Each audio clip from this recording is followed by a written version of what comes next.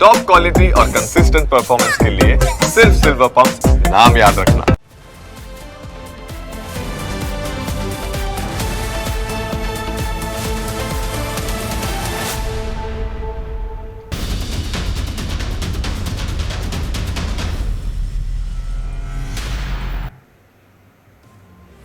શું તમે અમદાવાદમાં રહો છો અથવા તો અમદાવાદ આવવાનું વિચારી રહ્યા છો તો આ અહેવાલ એક પણ મિનિટ છોડ્યા વગર પૂરો જોજો, કારણ કે વાત ચિંતાની છે.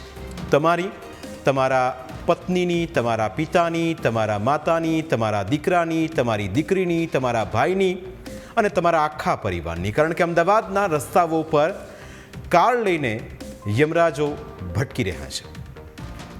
દ્રશ્યો એસજી હાઈવેના છે અને તમારી સામે જે 36 સેકન્ડનો એક આખો વિડીયો હું બતાવવાનો છું એ ખાસ જોજો.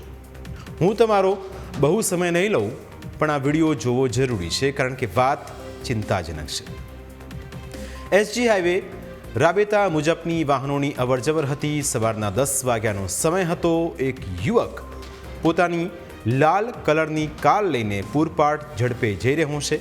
ભાઈને એમ હતું કે અમદાવાદના રસ્તાઓ પર હેલિકોપ્ટર ચલાવે છે, આજુબાજુ કોઈ છે જ નહીં, બસ આપણે છીએ એસજી હાઈવેના રાજા.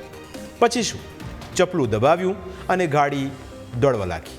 અને એવી દોડી કે રસ્તાઓ, બિચારા એક કાકા જે રસ્તા પર જઈ રહ્યા હતા તેમને બાઇકને લઈને અડફેટે લીધા. પણ આ ભાઈને ભાન જ ના રહ્યું અને જોરદાર ટક્કર મારી. ટક્કર તો મારી જ અને કાકાને હવામાં પણ ઉડાવ્યા. પાછો સ્પીડમાં ને સ્પીડમાં બાઇકને ચોંટાડીને દોડવા લાગ્યો. આ ઘટના સોલા બ્રિજ ચડતી વખતે બની, પણ કાર ચાલક બાઇક બોનેટમાં ફસાયેલ હોવા છતાં બોડકદેવ પાસે બ્રિજ ઉતર્યા બહાર આવ્યો અને બાઇકને ઉતરીને હટાવી. હાલ જે કાકા હતા એ હોસ્પિટલમાં છે. હવે વિચાર કરો કે આવા લોકો હોય તો પછી ઘરે કેવી રીતે કહેવું કે ઘરે જલ્દી આવીશ, જમવાનું બનાવી રાખજો. 14 માર્ચની ઘટનાને પણ અહીં યાદ કરી. 14મી માર્ચે અમદાવાદના નિકોલ વિસ્તારમાં માનવતાને શરમાવે તેવી ઘટના સામે આવી. એક બેફામ કાર ચાલકે સામાન્ય અકસ્માત પછી સમજાવવા આવેલા વૃદ્ધ વ્યક્તિને કારના બોનેટ પર બેસાડીને આશરે 500 મીટર સુધી ગાડી દોડાવી. આ દરમિયાન વૃદ્ધ વ્યક્તિ બોનેટ પર લટકતા રહ્યા અને કેસ નથી કરવો એમ કહેતા રહ્યા, પરંતુ કાર ચાલકે ગતિ ઘટાડી નહીં. ઘટના ખોડિયાર મંદિર પાસે બની હતી.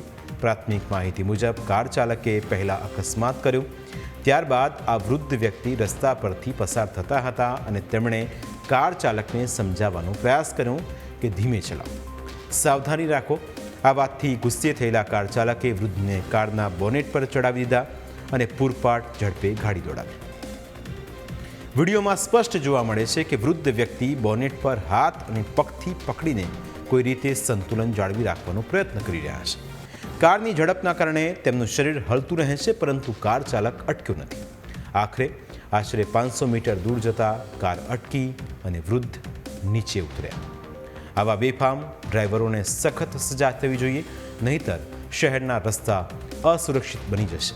આવી ઘટના અમદાવાદના વધતા રોડ રેજ અને નશામાં ડ્રાઇવિંગના કિસ્સાઓ તરફ ધ્યાન દોરે છે.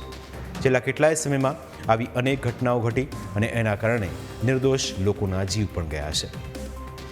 અમદાવાદના રસ્તાઓ ચોક્કસ સારા છે, પણ આ રસ્તાઓ પર જે રીતે બેફામ રીતે વાહન ચાલકો કાર હંકારે છે અને પોતાની મજા ખાતર બીજાનો જીવ જોખમમાં મૂકે છે, એ બાબતે પણ આરટીઓ ધ્યાન દોરે એ ખૂબ મહત્વનું છે. કારણ કે રસ્તાઓ પર આ રીતે બેફામ વાહન હંકારનારાઓની કોઈ જ કમી નથી. જો તમે પણ આવા રસ્તાઓ પરથી પસાર થતા હો તો તમારી સાથે આગળ જે વાહન ચલાવે છે એનું પણ ધ્યાન રાખજો, નહીં તો આવો અકસ્માત થતાં કોઈ રોકી નહીં શકે.